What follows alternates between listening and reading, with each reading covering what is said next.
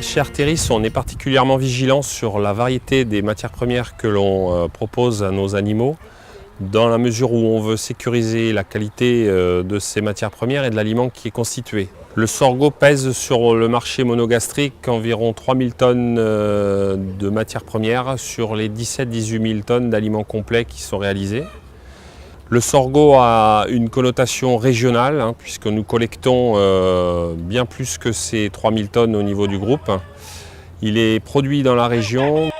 On fait un poulet label rouge d'origine de la région, qui est distribué dans la région. Donc toute cette connotation régionale et la position du sorgho prend toute sa place. Nous avons des éleveurs dans le cadre des organisations de producteurs qui consomment effectivement l'aliment d'Arteris, dont vous avez ici un exemple en poulet label.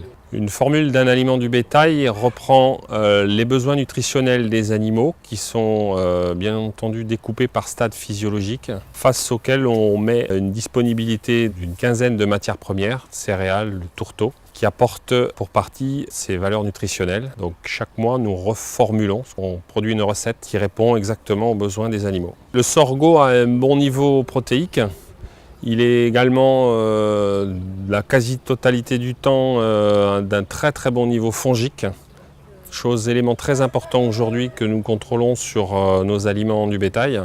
Dans les formulations de nos aliments volailles, on a besoin d'une offre en variété de matières premières importante. Il faut savoir que la diversité de sources protéiques améliore la digestibilité sur nos volailles. C'est encore un argument en faveur du sorgho. C'est également un argument en termes d'achat qui nous permet d'être positionnés sur plusieurs matières premières